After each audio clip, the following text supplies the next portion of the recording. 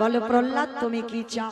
ঠাকুর আমার জীবনে অন্য কিছু চাওয়ার নেই, ও তো আমাদের মতো ভক্ত নয়। আমরা তো বলবো যে ছেলের উচ্চ মাধ্যমিকের রেজাল্টটা যেন ভালো পাই, তাই না? আমার ছেলে পুলে সংসারে যেন সব ভালো থাকে, এগুলো আমাদের চাওয়া। কিন্তু ভক্ত যদি হয় একটাই চাওয়া থাকে, প্রভু সারা জীবন যেন আমি কৃষ্ণ বলে কাঁদতে পারি। আর কিছু দাও না দাও ওটা আমায় দিয়ে রেখো, আর তোমার চরণে যেন আমার মতি থাকে। ভগবান বলছে প্রহ্লাদ ওটা তো তোর আছে, ওটা যদি না থাকতো আমি ফটিক স্তম্ভ থেকে থরি বার হতাম? ওটা তো আছে, ওটা আছে বলে আজকের এখানে দাঁড়িয়ে আছি। আর কি চাস বল? প্রভু যে হরি নাম শ্রবণ করে ব্রহ্মা ব্রহ্মলোক থেকে এলো, শিব শিবলোক থেকে এলো, ইন্দ্র ইন্দ্রলোক থেকে এলো, তুমি বৈকুণ্ঠ থেকে ছুটে এলে, হে দয়াময় তুমি একেবারে আমায় আশীর্বাদে করো। ওই নামে যখন ভক্তরা গাইবে যেন ভক্তগণ পাগলের মতো, পাগলের মতো যেন ওই হরি বাসরে ছুটে আসে।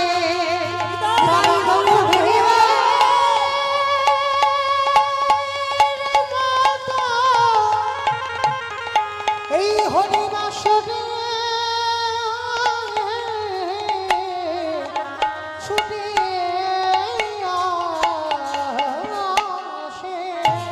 আসে। যেই না বললেন ভক্তরা যেন হরি বাসরে ছুটে আসে, ভগবান আগু পিছু বিচার না করে বলল প্রহ্লাদ তথাস্তু। আর যেই না হাতটা দিয়েছে বাবা, সর্বঘাটের কাঠালি বলা দেবর্ষি নারদ এসে বলছে প্রভু দাঁড়াও দাঁড়াও দাঁড়াও। এই জন্য বলে তোমার মাথার গন্ডগোল আছে। ভক্ত একটু কেঁদে ডাকলো, তুমি আশীর্বাদ দিয়ে দিলে, কিন্তু একবারও ভেবে দিলে না। এটা সত্য যুগ, সত্য ত্রেতা, তারপরে তো তুমি বাবা একেবারে সিদ্ধান্ত দিয়ে রেখেছো যাগ যজ্ঞ ব্রত পূজা ধ্যান তপস্যা। তাহলে প্রহ্লাদ হরি নাম করলো, তুমি আশীর্বাদটা দিয়ে দিলে, এবার কি হবে? তুমি তো তিনটে যুগের সিদ্ধান্ত দিয়ে দিয়েছো, ধ্যান তপস্যা করবে, যাগ যজ্ঞ করবে, ব্রত পূজা করবে, কিন্তু হরি নাম হবে কবে? ভগবান বললেন একবার যখন আশীর্বাদ দিয়েছে, এ যুগে নয় এ দেহে নয়, আগত কলি যুগে যেদিন আমি গৌর হয়ে নদিয়ায় যাব, যেদিন ঈশ্বরধ্বনি গঙ্গার তীরে শ্রীবাস অঙ্গনে হরি নাম করব, হাজার হাজার ভক্ত, লাখ লাখ ভক্ত, কোটি কোটি ভক্ত উলুধ্বনি হরির ধ্বনি দিয়ে আমার পিছনে ছুটে যাবে। নিতাই গৌর হরি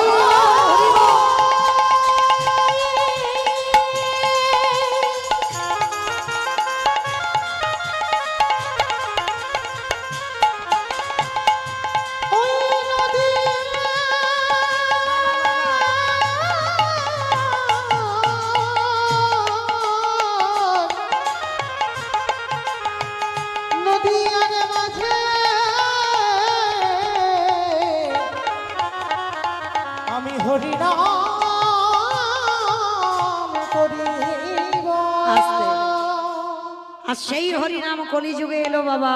আমাদের মতো অধম কীর্তনিয়ারা যখন আমরা হরিনাম গাই, হাজার হাজার ভক্ত, লাখ লাখ ভক্ত, কোটি কোটি ভক্ত পাগলের মতো বাবা হরিবাসরে ছুটে আসে।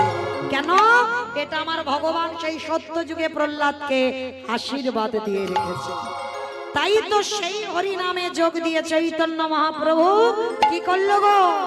কেহ বলে পুরবীতি রাবণ বধিলা,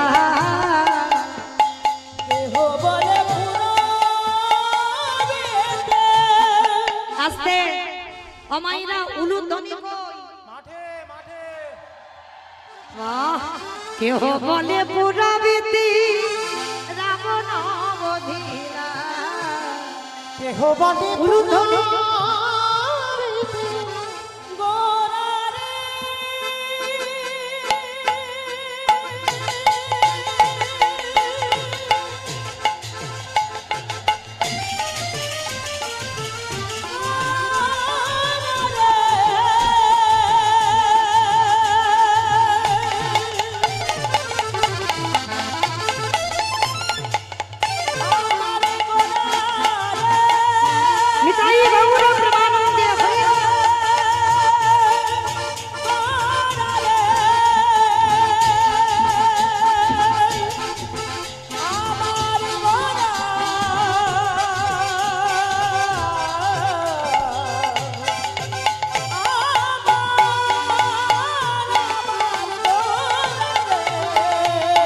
কেহ বলে পুনাবেতি নাম অনুরোধিলা আজি গোলকেট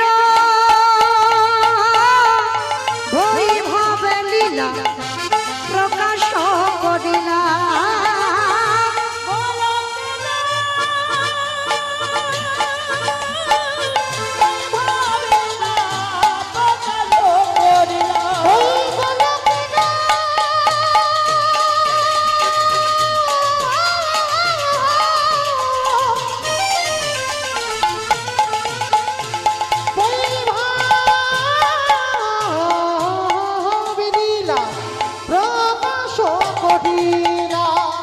শ্রী রাধারে ভাবে গোরায় অবতার রাধারে ভাবে এবে গোড়ায় অবতার শ্রী রাধারে ভাবে গোড়ায় অবতার রাধারে ভাবে এবে গোড়ায় অবতার আজি হরে কৃষ্ণ নামে গৌ করিলা প্রচার হরে হরে কৃষ্ণ নাম গৌর হরিলা প্রচার এইবারে লীলা প্রকাশ হলো এইবারে লীলা প্রকাশ হলো এইবারে লীলা প্রকাশ হলো গোলকের বৈভবে লীলা প্রকাশ করিলা হরে গোলকের বৈভবে লীলা প্রকাশ করিলা বাসুদেব ঘোষ কহে করি জোড় করি জোর আছে যে সেই কৃষ্ণ সেই তো জগন্নাথ সেই তো জগন্নাথ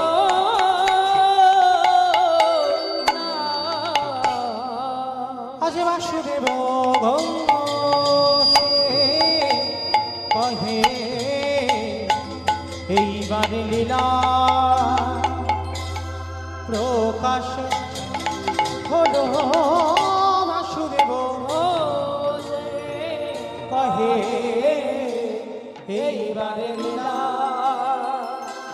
প্রকাশ হলো বাসুদেব বাসুদেব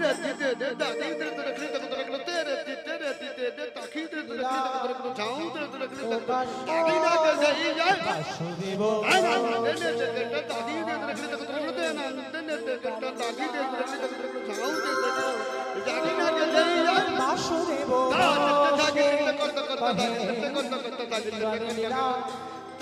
প্রকাশ হলো বাসুদেব তাই গৌর প্রেমানন্দে হরি বল হরি বল হরি বল প্রকাশ হলো বাসুদেব প্রকাশ হলো রে বাসুদেব ঘোষে কহে জনিতাই চলুন এবার আমরা সবাই যাই একটু মধুময় ধাম বৃন্দাবন ধাম কি মাইরা সবাই যাবেন তো বাহ, তবে যেন চেনা মানুষ বলে পা থেকে ঠেলে দিও না চলো একবার সবাই যাই একটু দেখে আসি নবদ্বীপ থেকে বৃন্দাবনের ভাবটা কেমন। তবে যখন আমরা যাব এই বিকাল বিকাল, কারণ আমাদেরও তো বিকাল হয়ে গেল, চুলে একটা দুটো পাক ধরেছে, আমাদেরও যাবার বাঁশি বাজবে বলে কথা। আচ্ছা একবার সবাই মিলে বলো গৌর সুন্দর কি ধ্বনিটা হলো কি। এখনো রিহার্সাল দিতে পারলাম না, এতদিন কীর্তন হচ্ছে, আমি বললাম ধ্বনিটা হলো কি, এটাও নাকি জয়। এটা জয় নয়, এত জোরে জয় দাও, কত দূর শোনা যাবে? সোনারপুর স্টেশন এপারে তেমাতা। সোনারপুর যাবে, স্টেশন যাবে। আচ্ছা বেশ, আগে দেখি নিতাই চাঁদ গৌর চাঁদের মতো হাত দুটো তোলো তো দেখি সবাই একেবারে, প্রত্যেক আমার দাদা ভাই বাবা ঠাকুর ভাইরা সবাই যারা দূরে দূরে ছড়িয়ে দাঁড়িয়ে আছো সবাই একসঙ্গে বলবে কেমন। আর যারা ইউটিউব করছে এবার আমার দিক থেকে ঘুরিয়ে নাও, ওই দিকে দাও, কার হাত উঠেছে আর কার ওঠেনি তখনই বোঝা যাবে, দুদিন পরে দেখবে। সবাই একসঙ্গে বলবে গৌর সুন্দরী কি, নবদ্বীপ ধাম কি, সচিরি নন্দন কি, বিষ্ণু প্রিয়া কি, নিতাই চাঁদ কি, ভক্তবৃন্দ কি, হরিবাসন ধাম কি, সাধু গুরু বৈষ্ণব কি, আপন আপন গুরু চরণ কি, হরি নাম যজ্ঞ কি, আজকের আনন্দ কি, নিতাই গৌর প্রেমানন্দে। বাবা হাতটা একটু ব্যথা করছে। চলো একটা ব্যায়াম সারা হয়ে গেল, বিকালের ব্যায়ামটা। চলো এবার এবার সবাই একটু বৃন্দাবনে যাই, আর যেতে গিয়ে একটা ভজন গাইতে গাইতে যাওয়া হোক, কেমন? সবাই যাবো তো একটা ভজন গাইতে গাইতে, একটু উলুধ্বনি দাও। বাহ,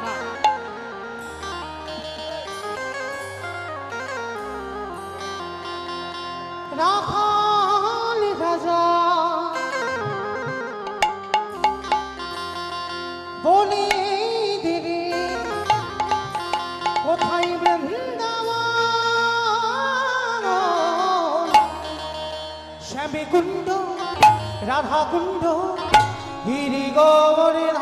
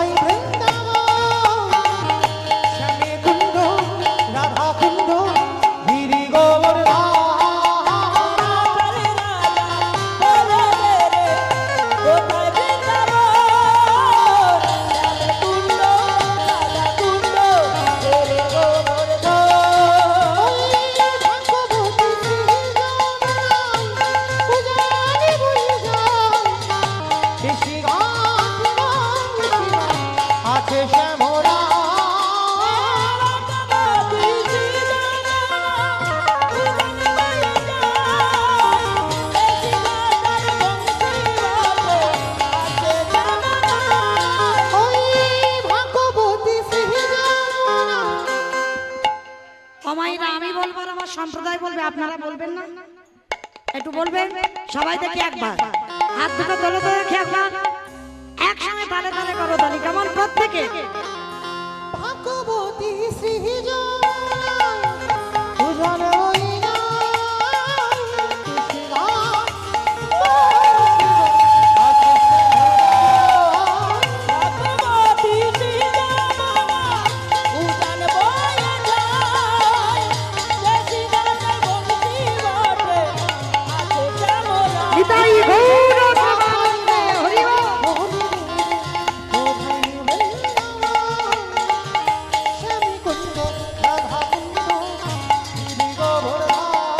जय जय राधे राधे राधे राधे वृंदावन में गोवर्धन में বলছে রাধে রাধে।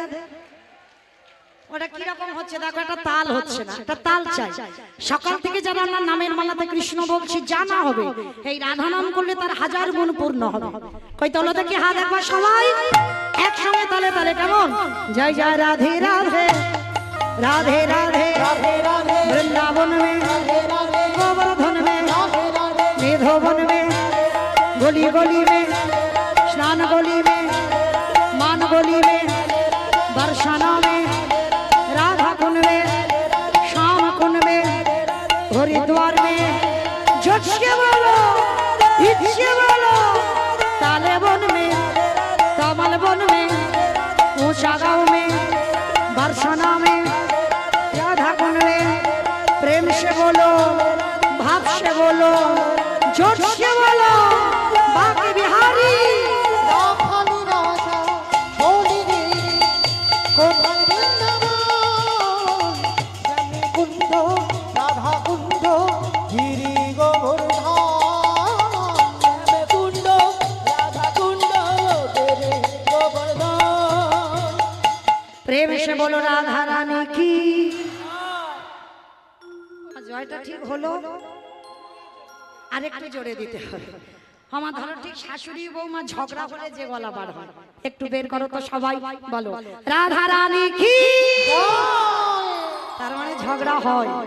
বৃন্দাবনেশ্বরী কি, যমুনা মাইয়া কি, নন্দগাঁও কি, ऊंचा गाँव की वर्षा नमो की भक्त वृंद की हरिवासन धाम की साधु गुरु वैष्णव की आपन आपन गुरु चरण की हरि नाम यज्ञ की आज के आनंद की निताई गौर प्रेमानंदे।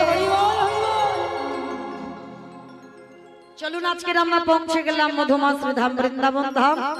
তবে আজকের আমরা যে বিষয় নিয়ে আমরা আলোচনা করব, যারা আমরা ভক্তি পথে আগাচ্ছি বা আগাবে, আজকের আমার লীলাটা আস্বাদন করলে বুঝতে পারবে বাবা কোন কোন পদ অবলম্বন করলে তবে বাবা ভজনের অধিকার অর্জন করা যায়। আমরা অনেকে শুনেছি বাবা বাংলার মাটিতে ষোড় গোস্বামীর নাম।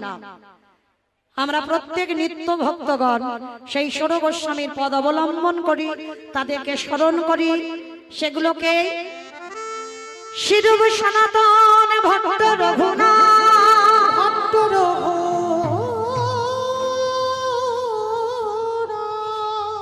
শ্রীজীব গোপালে ভট্ট দাস রঘুনাথ এই ছয় গোসাইয়ের করি চরণ বন্দন, যাহা হইতে বিঘ্ন নাশ অভীষ্ট পুরা।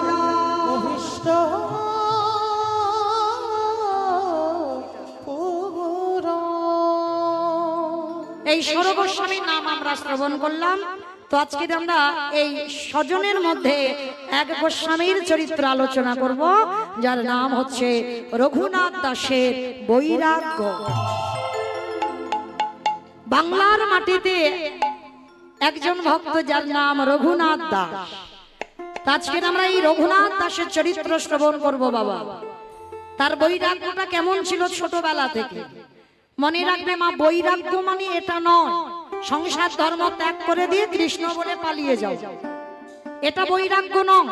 কলিযুগের সংসার ধর্ম বড় ধর্ম। মহাপ্রভু বলছেন সংসারের থেকে তোমাকে বৈরাগী হতে হবে। আর সংসার ধর্মে থেকে বাবা যে বৈরাগ্য পালন করতে পারে, তার থেকে বড় ভক্ত এই জগতে আর কেউ নয়।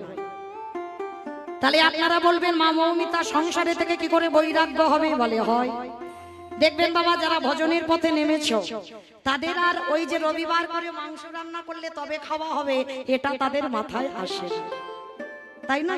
অনেকের বাড়ি বাবা সারা মাসে সারা সপ্তাহে যদি না হয়, রবিবারটা এলে হবেই হবে, তাই না? কিন্তু মনে রেখো, যারা ভজনের পথে নেমেছে, কোন রকমে একটু আলু সিদ্ধ অন্ন হলে মানে একটু পেটটা ভরার মতো হলেই হয়ে যাবে, মানে আহামরি রন্ধন করে যে পেতে হবে না।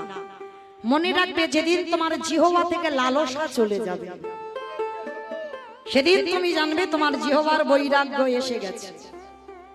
যেদিন তোমার কর্ণ কোনো আজে বাজে কথা, কোনো কথাই কান দেবে না, শুধু একটা কথা, যেখানে ভাগবত পাঠ, যেখানে কৃষ্ণ নিয়ে আলোচনা, সেই দিকে কান ধাবে, তাহলে সেদিন তুমি জানবে তোমার কানেরও বৈরাগ্য এসে গেছে। যেদিন তোমার দেহ স্পর্শ থেকে চলে যাবে, সেদিন তুমি জানতে পারবে যে কেউ তোমাকে স্পর্শ করলো তুমি অনুভব করতে পারবে না, সেদিন জানবে তোমার দেহের বৈরাগ্য হয়ে গেছে। যেদিন তোমার মন সব সংসারের চিন্তা থেকে দূর, যার ভাবনা সে ভাববে আমি ভাববো আর কি, এই ভাবনা যেদিন তোমার এসে যাবে, সেদিন তোমার মনেরও বৈরাগ্য এসে যাবে।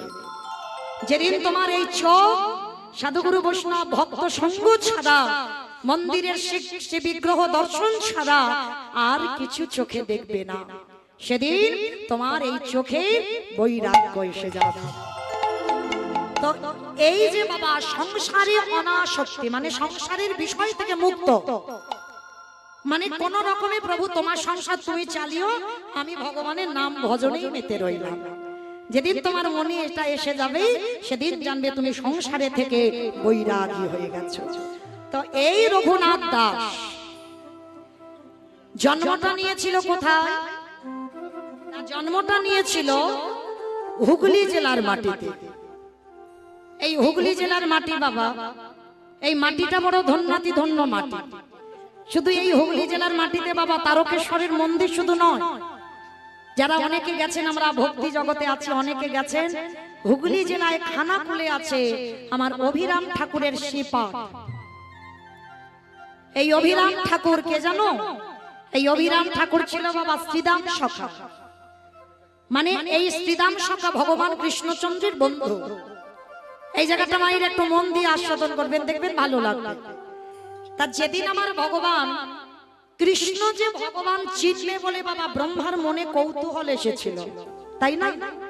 এ ঘটনাটা আপনারা অনেকে জানেন।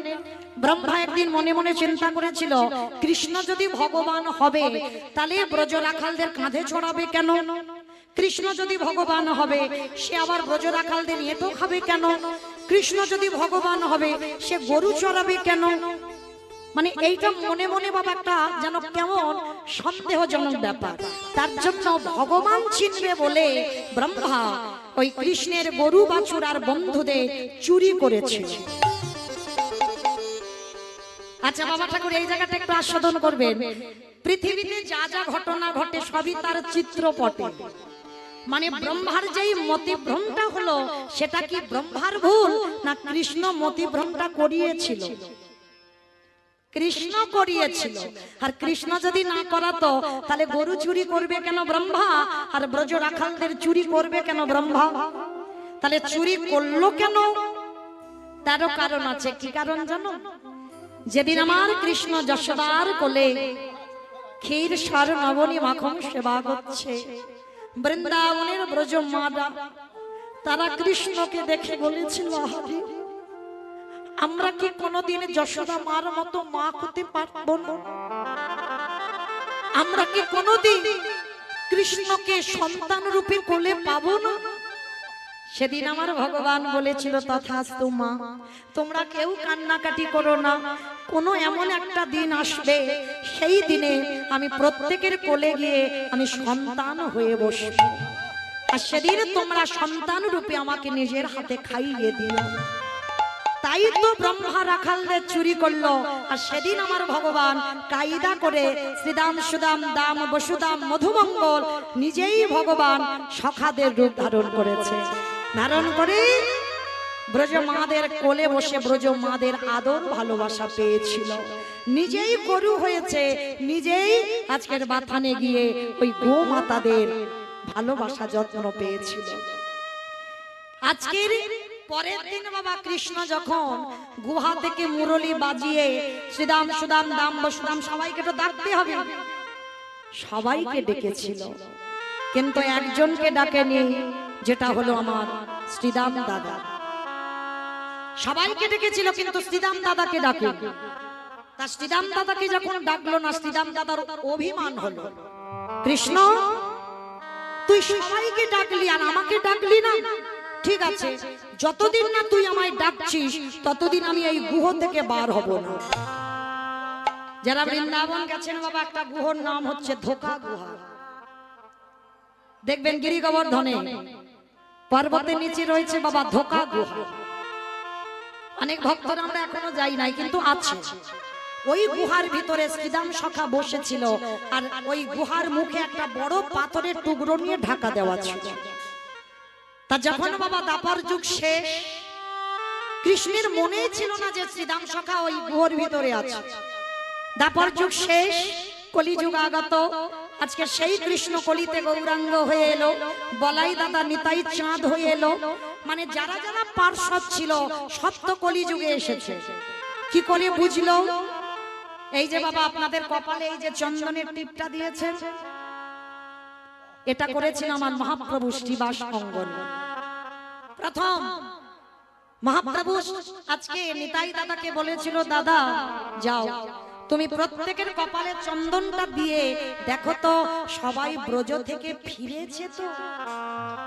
প্রত্যেকের কপালে চন্দন দিয়ে দেখলো একটা একটা করে সবাই ব্রজ থেকে ফিরেছে। আর যেই না একজনকে পেল না, নিতাই চাঁদ বলে উঠলেন, ভাই ভাই রে, সবাইকে দেখতে পাচ্ছি, কই আমাদের শ্রীদাম দাদা কই?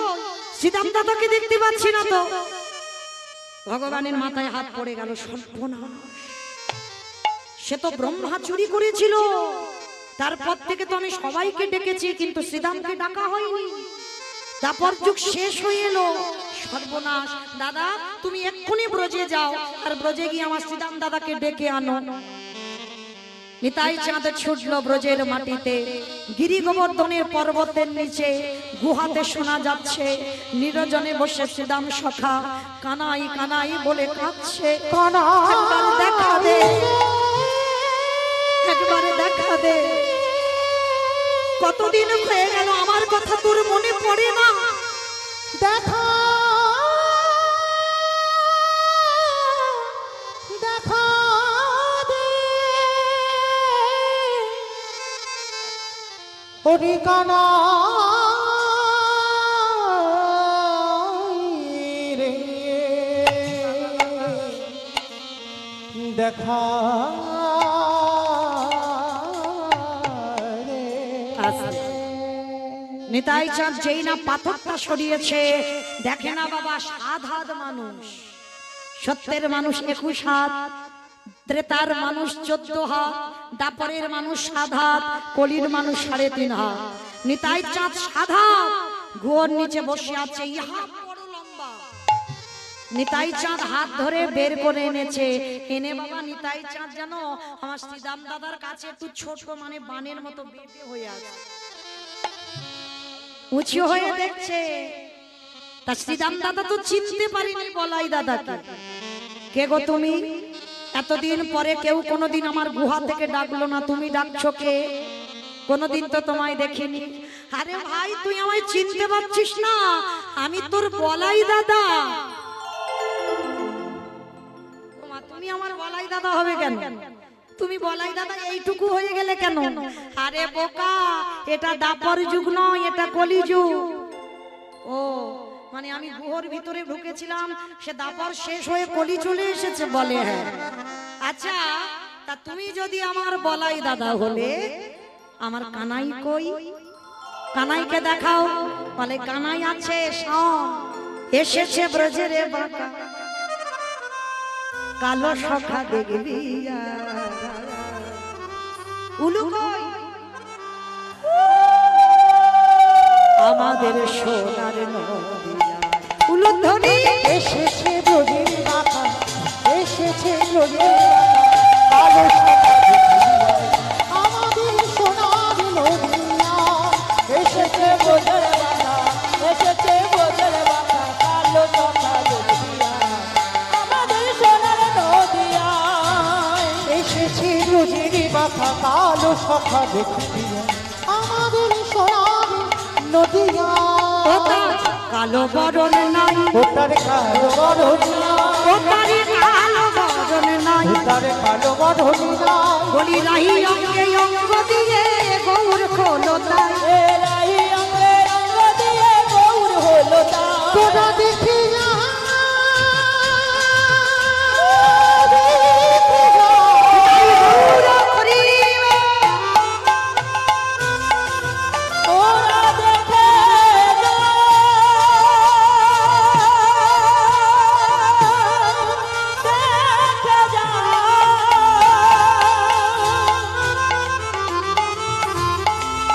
তোরা দেখি যা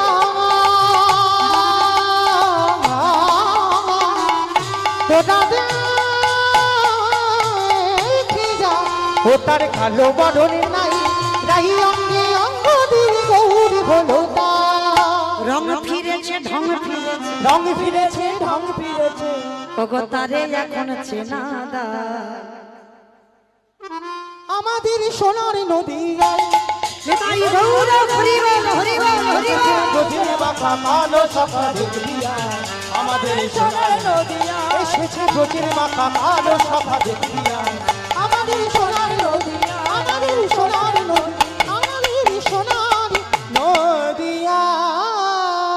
একেবারে নিতাই চাঁদ শ্রীদাম দাদার কাঁধে উঠেছে, আর এমন করে কাঁধে উঠে বাবা চাপ দিয়েছে, 7 হাত থেকে একেবারে 3.5 হাতে চলছে।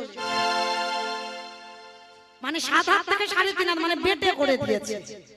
এইবার আমার নিমাই পণ্ডিতের কাছে এলো, আমার প্রভু বললেন শোনো শ্রীদাম, এইভাবে তো একটা মানুষ একটা যুগ থেকে আসতে পারে না, তোমাকে জন্ম নিতে হবে। কোথায়? চলে যাও হুগলি জেলার মাটিতে খানাকুল। তোমার নাম হবে শ্রীদাম নয়, তোমার নাম হবে অভিরাম ঠাকুর। সেই হুগলি জেলার মাটিতে আছে অভিরাম ঠাকুরের শ্রীপাদ। আবার হুগলি জেলার মাটিতে আছে আজকে যার কথা বলবো, জায়গাটা কোথায়? আদি সপ্ত গ্রামে জন্ম নিল দাসের গুণা। আদি সপ্ত গ্রামে জনমে নিল দাস রঘুনাথ। আজি উলুধ্বনি হরি ধ্বনি করিলা ভুবন। হরি ধ্বনি করিলা ভুবনে। বলি উলুধ্বনি হরি ধ্বনি করিলা ভুবন। উলুধ্বনি হরি ধ্বনি করিলা ভুবন। এই আদি সত্য গ্রামে হিরণ্য দাস আর গোবর্ধন দাস, হরি বল মায়েরা, হিরণ্য দাস আর গোবর্ধন দাসে অনেক সাধ্য সাধনা করে একটা পুত্র সন্তান পেয়েছিল, যার নাম রেখেছিল রঘুনাথ দাস। তবে বাবা রঘুনাথকে পেয়েছিল কি করে? একটা কথা মনে রাখবেন মা, একটা পুত্রের জন্য আমরা 7 ঠাকুরের কাছে মানত করি। কি হয়েছে? 7 ঠাকুরের কাছে মানত করি বাবা, 7 ঠাকুরের কাছে একটা পুত্র হোক। কিন্তু আমি একটা কথা বলে যাই মা, কোথাও যেতে হবে না। পুত্র যদি পেতে চাও একটা জায়গায় গেলেই পেয়ে যাবে। জায়গাটা কোথায়? উত্তরপ্রদেশ বৃন্দাবনে যারা যাবেন, রাধা কুণ্ডের তীর। এই রাধা কুণ্ডের তীরে বাবা একবার স্নান করবেন। কেন? আমরা মনুষ্য কুলে জন্ম নিয়ে বাবা অর্থের প্রয়োজন, সময়ের দরকার, তীর্থে যেতে গেলে। কিন্তু বাবা সব তীর্থে যদি যেতে না পারো, একবার রাধা কুণ্ডে গিয়ে স্নান করবেন। কেন? এই রাধা কুণ্ডে স্নান করলে যদি তুমি কোনো তীর্থে নাও যাও, দরকার নাই কোনো তীর্থে যাবার, ওই একটা তীর্থে স্নান করলে তোমার সব তীর্থে স্নান হয়ে যায়। জানো তো? কারণ বাবা এই ঘটনাটা অনেকে জানেন, তবু একটু মনে করিয়ে দিই। যেদিন আমার ভগবান কৃষ্ণ অরিষ্টাসুরকে বধ করেছিল, এই অরিষ্টাসুর মানে একটা অসুর, মানে গোমাতার রূপ ধারণ করেছিল, মানে গাভী। আর গাভী রূপ ধারণ করে আস্তে আস্তে কথা নয়, এই গোমাতার রূপ ধারণ করে ওই ধবলী, শ্যামলী, কালী, কমলীর সঙ্গে মিশে গিয়েছিল। আর মিশে গিয়ে কৃষ্ণকে মারতে এসেছিল অরিষ্টাসুর, একটা অসুর। তা কৃষ্ণ কি করে বুঝতে পারলো? না, ওই গোষ্ঠে বাবা সব গরু বাছুর চড়ছে, প্রত্যেকটা গোমাতার ছায়া মাটিতে পড়ছে, কিন্তু অরিষ্টাসুর ওর ছায়াটা মাটিতে পড়ছে না। ভগবান বুঝতে পেরে গেল, ও তো আমার গরুর পালেদের মধ্যে কেউ নয়, ও নিশ্চয়ই আমাকে নিধন করবে বলে এসেছে। আর তখন অরিষ্টাসুরের সঙ্গে যুদ্ধ হলো। ভগবান ওই গোমাতার পাটাকে ধরে বনবন বনবন করে ঘোরাতে ঘোরাতে একেবারে টেনে আছাড় দিয়ে, মানে একটা আছাড় এমন দিয়েছে অরিষ্টাসুর বধ হয়ে গেছে। আর যেই না অরিষ্টাসুর বধ হলো, শ্রীমতী রাধারানী গোবিন্দের দর্শন করে বলেছিল, তুমি হচ্ছে পাপী। শুধু পাপী নয়, তুমি হলে মহাপাপী। ভগবান বলেছিল, হ্যাঁ গো রাধে, আমি মহাপাপ করেছি, আমি সবার পাপের বিচার করি, আর তুমি আমাকে বলছো পাপী বলে? হ্যাঁ, তুমি গোমাতাকে হত্যা করেছো। সব থেকে বড় পাপ তো ওটাই, যদি কেউ গোমাতা হত্যা করে। তা ভগবান এসে বলছে, আরে পাগল, তোমরা কেউ বোঝো না, আমি তো গোমাতাকে মারিনি, ওটা অরিষ্টাসুর ছিল। বলে মূর্খ, অরিষ্টাসুর ছিল আমরা জানি, কিন্তু ও তো গোমাতার রূপটা ধরেছিল। তাহলে তুমি গাভী মাতাকে হত্যা করেছো, তাতে তুমি মহাপাপী হয়েছো। রাধে, তাহলে একবার বলে দাও, আমি কোথায় গেলে মুক্তি পাবো? বলো কোথায় গেলে মুক্তি পাবো? বলে শোনো, তোমাকে 12 বছর তীর্থে তীর্থে স্নান করতে হবে। আর যদি 12 বছর তীর্থে স্নান করতে পারো, তাহলেই তুমি সকল পাপ থেকে তুমি মুক্তি পেয়ে যাবে। আর যেই না বললো সকল পাপ থেকে তুমি মুক্তি পেয়ে যাবে, গোবিন্দ বললেন, রাধে গে গো, ওগো রাধে গো,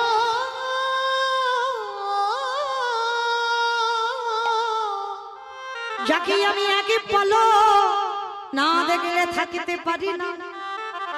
আর তুমি কি না বলছো আমি 12 বছর তীর্থে কাটাবো? বাবা, আমি দম বন্ধ হয়ে মরে যাবো। রাধে, তুমি উপায় কিছু বলে দাও। তখন আমার গোবিন্দ বলেছিল, বেশ, তাহলে আমি উপায় বলবো না, তুমি বলো।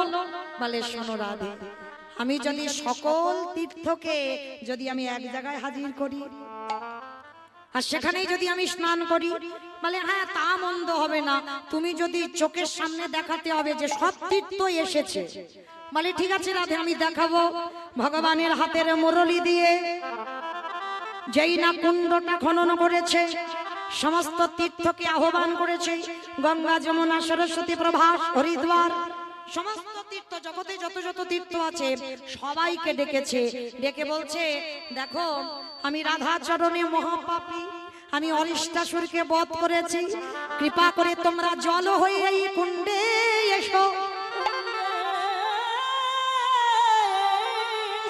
আরে যদি একবার কুণ্ডে আসো, আমি ওই কুণ্ডে স্নান করলে তবে পবিত্র হব। তা ভগবান আহ্বান করেছে বাবা সব তীর্থ তো আসবেই, এইবার তীর্থ এসেছে, স্নান করেছে, স্নান করে যেই না রাধারানীর চরণে প্রণাম করতে যাবা, সখীগণ বলছে দাঁড়াও দাঁড়াও দাঁড়াও, খবরদার তুমি পাপী। হাই ভগবান, আমি সব তীর্থে স্নান করলাম, এখনো নাকি আমি পাপী, কি করে আমি পাপী হলাম? বলে শোনো, তীর্থ তখনই পবিত্র হয় যখন রাধা চরণ পরশে পাই। তুমি তীর্থ ডেকেছো, তীর্থ জল হয়ে গেল, সেই জলে তুমি স্নান করলে, কই তীর্থ রাধা চরণ তো ধরলো না। তাহলে যে তীর্থ রাধা চরণ ধুলা না পাই, সেই তীর্থ জীবনে পবিত্র হয় না। তাহলে কি করব? তাহলে একটা কাজ করো রাধে, তুমি একটা কুণ্ড খনন করো। রাধারানী হাতের কঙ্কন দিয়ে সৃষ্টি করলো, একটা খনন করলো কুণ্ড। তা ললিতা বিশাখা বলছে এবার কি করবে, এখানে তো জল নেই। তেমন সময় গোবিন্দ বলছে মাঝখান থেকে একটা ছিদ্র করে দাও, আর ছিদ্র যদি করে দাও ওই দিকে জল এই দিকে চলে আসবে। বলে দাঁড়াও দাঁড়াও,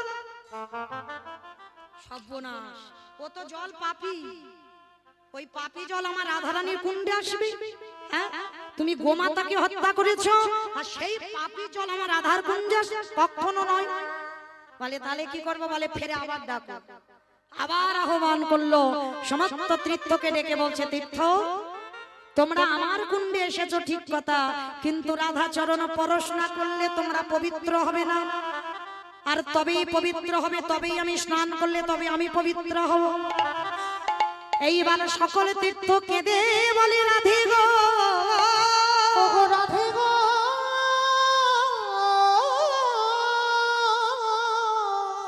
তুমি যদি করুণাময়ী, তুমি যদি কৃপাময়ী হও।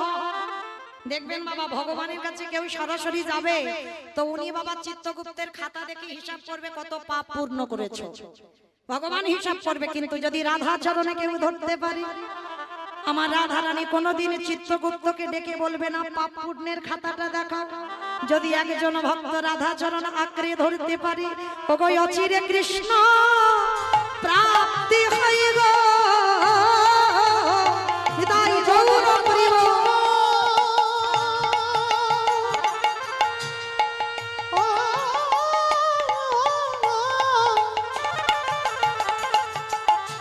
যে জনে রাধা চরণ আশ্রয় করে,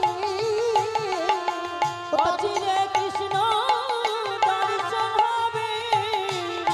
হে রাধে দয়া করলে, অচিরে কৃষ্ণ প্রাপ্তি হবে। যে জনে হৃদয় গৌর হরি বল হরি বল হরি বল। অচিরে কৃষ্ণ প্রাপ্তি হবে।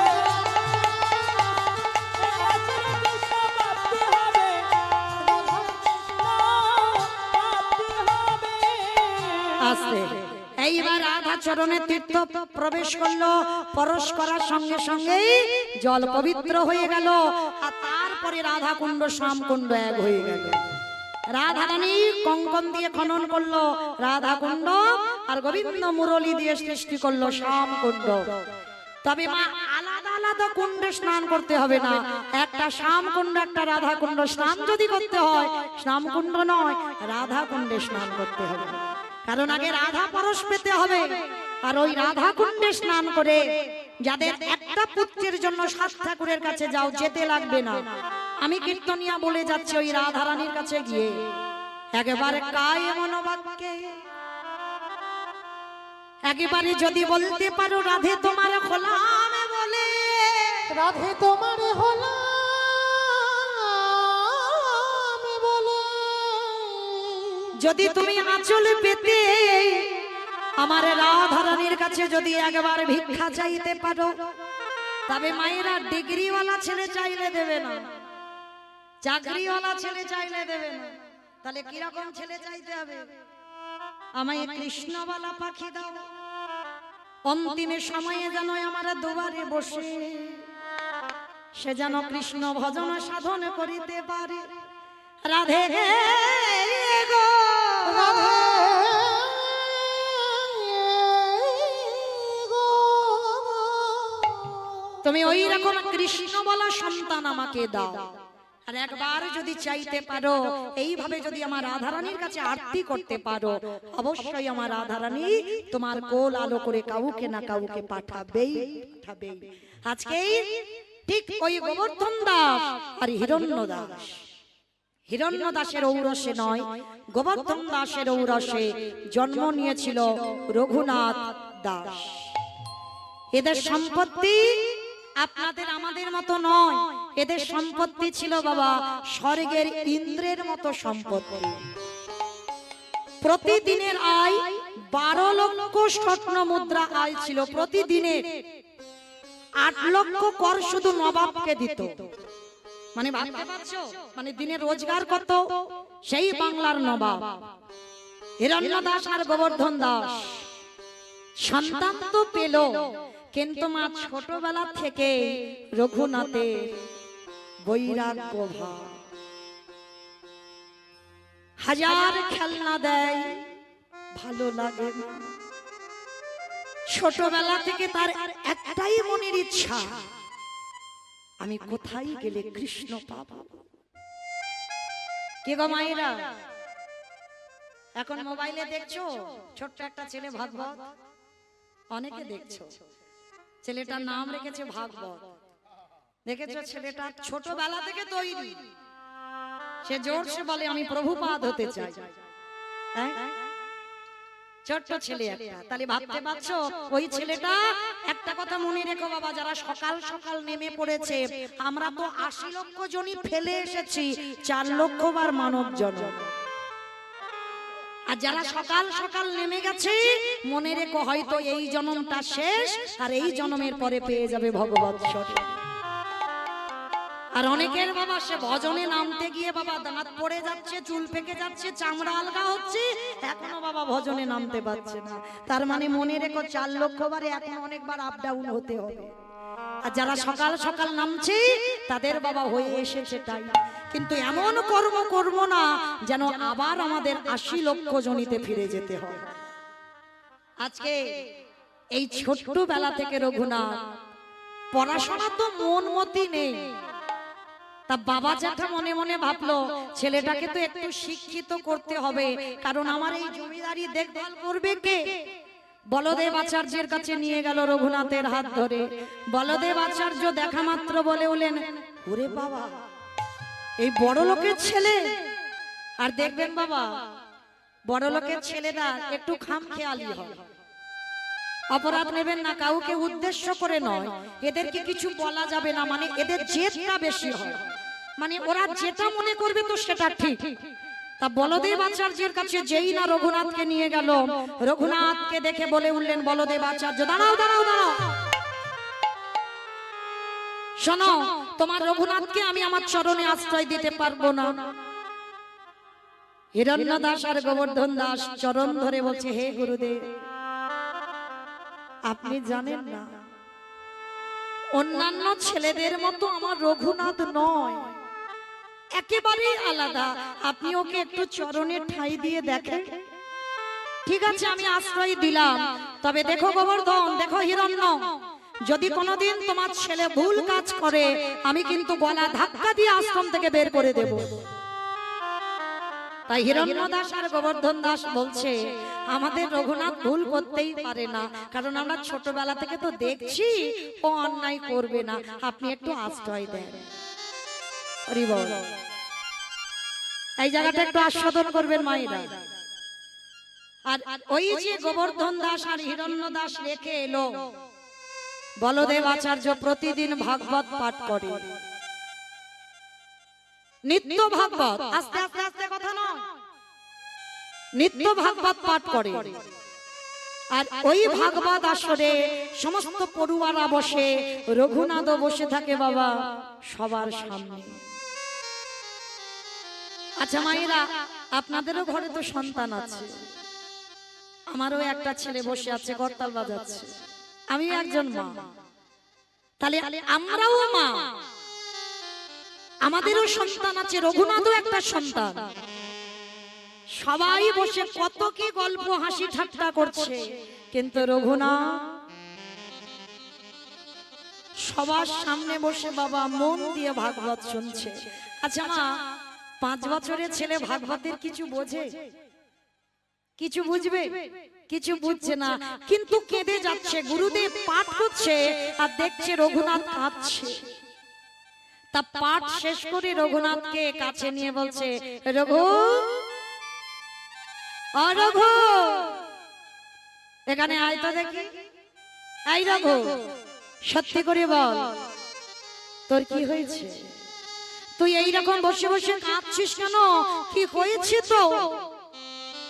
তুই যে এতক্ষণ ধরে সেই সন্ধ্যা থেকে কাঁদছিস, আচ্ছা তুই ভাগবতের কিছু বুঝতে পারছিস? রঘুনাথ উঠে এসে বাবা ধন্যবাদ প্রণাম করেছে, প্রণাম করে বলছে, হে গুরুদেব,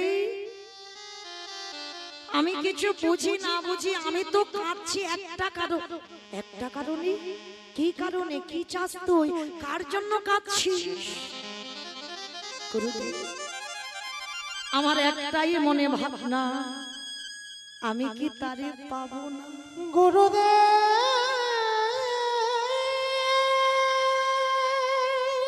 আমি কি তারে পাবো না? আমি কোথা গেলে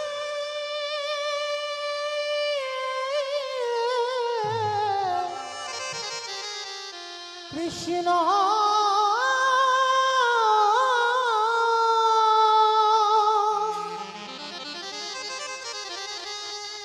কৃষ্ণ দরস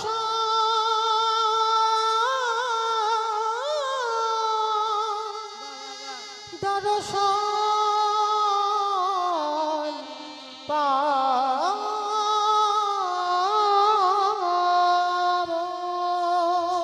বলো না গুরুদেব, আমি কোথায় গেলে তাকে পাবো? একটা কথা মনে রেখো বাবা, ভগবান পেতে গেলে আগে হৃদয়ে আকুলতা চাই। আর যত আকুলতা হবে, যত তোমার হৃদয়টা ছটফট করবে ভগবানের জন্য, তাহলে জেনে যাবে বাবা খুব তাড়াতাড়ি তোমার ভগবত দর্শন হবে। এই কথাটা বাবা শ্রী শ্রী রামকৃষ্ণ পরমহংসদেব ওই নরেন ঠাকুরকে প্রশ্ন করেছিল, ঠাকুর, ভগবান পেতে গেলে কি করতে হবে গো? ভগবান পেতে গেলে কি হয় গো? আমি যে ভগবান পাবো, আমার কি অনুভব হবে? তাহলে দাঁড়া, আমি তোকে দেখাচ্ছি বেটা। এইবার দক্ষিণেশ্বর কালীবাড়িতে ঠাকুর থাকে, আর দক্ষিণেশ্বর কালীবাড়ি থেকে বাবা ওই শ্রী শ্রী রামকৃষ্ণ পরমহংসদেব নরেনকে ডেকেছে, নরেন, আই নরেন, আয়। এইবার ওই গঙ্গার ঘাটে স্নান করতে নেমেছে, আর যেই না স্নান করতে নেমেছে বাবা, সঙ্গে সঙ্গে ডুবটা দিয়েছে। আর আমার ঠাকুর কি করেছে, নরেনের মাথাটা নিয়ে জলের ভিতরে একেবারে চেপে, আর যেই না জলের ভেতরে চেপে ধরেছে, আর একজন যদি বাবা ডুব দেয় আর কেউ যদি মাথাটা নিয়ে ধরে চেপে থাকে, কি দশা হবে? মানে মরে যাবার মতো আকুপাকু করবে না হৃদয়টা, মানে ছটফট করছে, ছটফট করছে। আর যেই না ঠাকুর ছেড়ে দিয়েছে, নরেন বাবা একেবারে হাঁপিয়ে গেছে, জল থেকে উঠে পড়েছে। উঠে পড়েই বলছে, এই জন্য তোমায় বলে পাগল। তার ঠাকুর খিলখিল করে হাসছে, আমায় পাগল বললি কেন? পাগল না, আমি তোমাকে জিজ্ঞাসা করলাম ভগবান পেতে গেলে কি করতে হয় বলো, আর কি রকম হয় অনুভব সেটা বলো। আর আমি স্নান করলাম, তুমি আমার মাথাটা নিয়ে জলের তলায় চেপে ধরলে। আর ঠাকুরের বই যারা পড়েছেন বাবা, উদাহরণ ছাড়া তো ঠাকুর কথা বলে না। দেখবেন ঠাকুর যা যা কিছু করে সব উদাহরণ। তার যেই না মাথাটা চেপে ধরেছে, তার ঠাকুর প্রশ্ন করছে, হ্যারে নরে, যখন মাথাটা চেপে ধরেছিলাম তোর এই ভিতরটা কিরকম হচ্ছিল বলতো? বলে সাদে বললাম তোমায় পাগল, বলে আর একটু হলে তো আমি মরে যেতাম, আমার ভিতরটা যেন আকুপাকু করছিল, এই যেন প্রাণটা চলে যায়, এই যেন প্রাণটা চলে যায়। নরে, ভগবানকে পেতে গেলে যেদিন তোর হৃদয়ে ওই রকম আকুলতাটা আসবে, ভগবান পেতে গেলে যেদিন তোর হৃদয়টা ওই রকম ছটফট করবে যেন এই প্রাণ বেরিয়ে যায়, এই প্রাণ বেরিয়ে যায়, যদি করতে পারিস তাহলেই তুই জানতে পারবি যে তোর ভগবত কৃপা হবে। নিতাই গৌর প্রেমানন্দে। ঠিক আজকের বাবা ঠিক এই রকম রঘুনাথের দশা। ছোট্টবেলা থেকে রঘুনাথ ওই আশ্রমে বসে আর নয়ন জলে কাঁদে আর বলে, আমি কি তারে পাবো না, আমি কি তারে দেখা পাবো না। কৃষ্ণ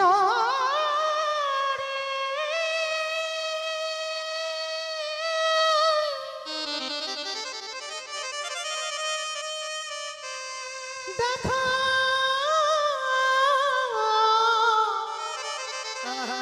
দেখা দে,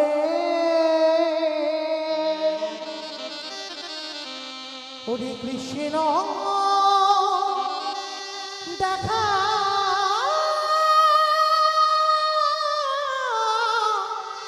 দেখা দে।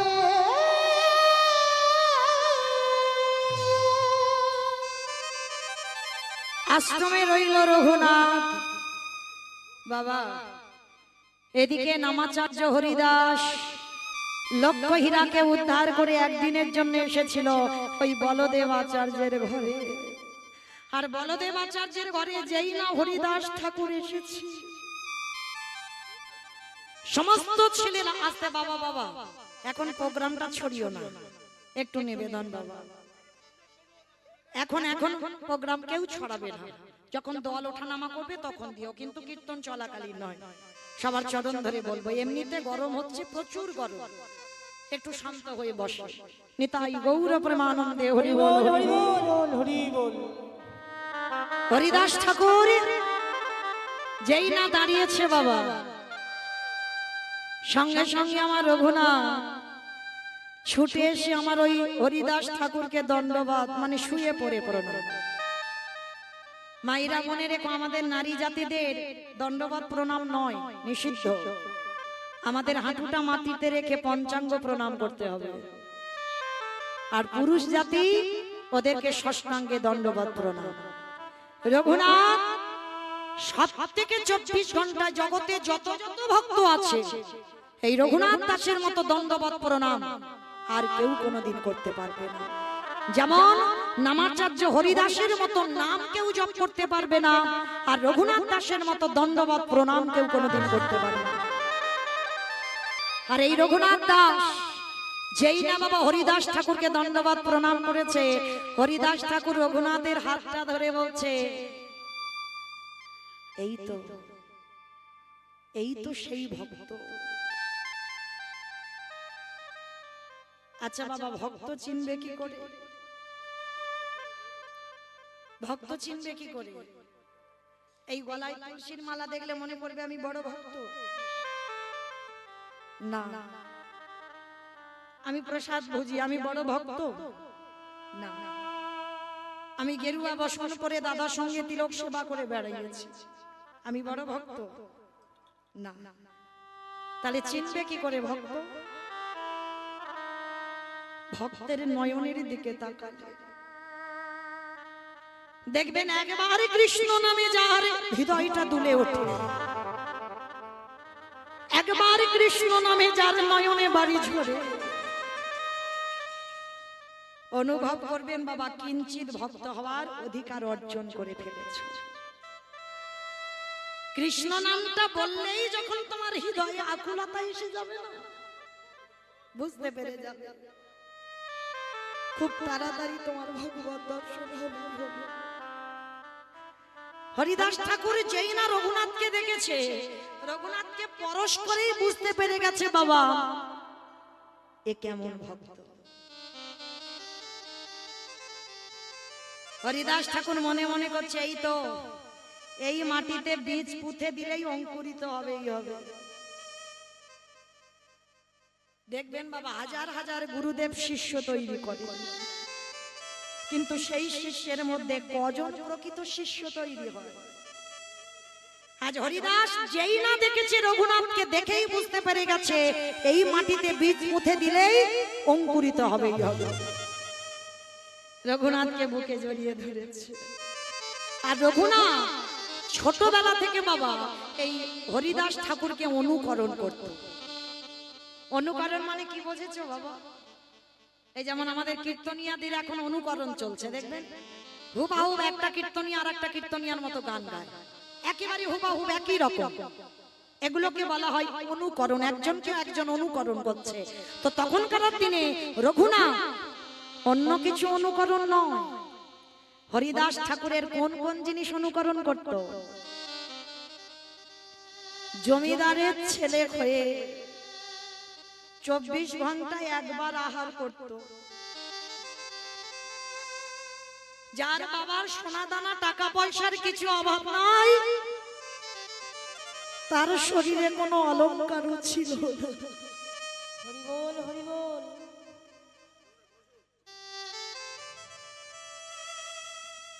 কারণ বাবা কলি তো বসবাস করে স্বর্ণতে। ভক্তি জগতে যদি আগাতে চাও, ওই সোনা দানার লালসা তোমায় ত্যাগ করতে হবে।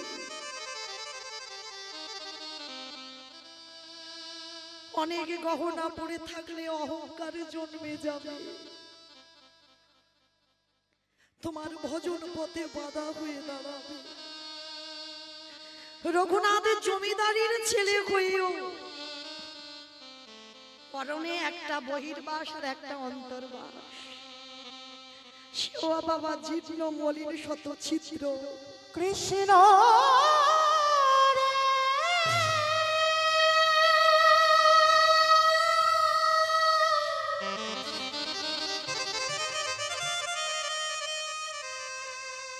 একেবারে দেখা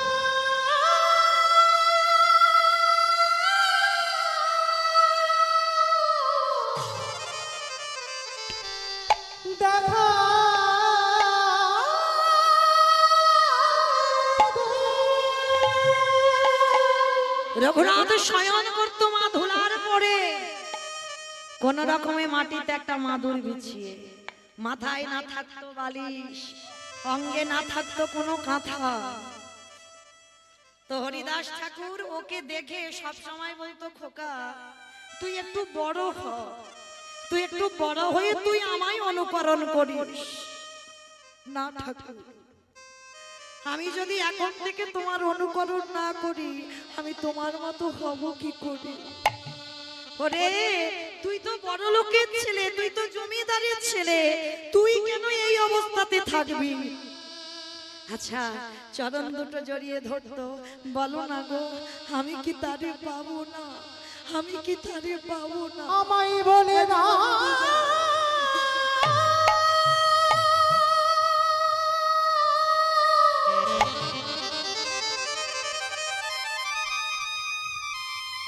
আমি কোথায়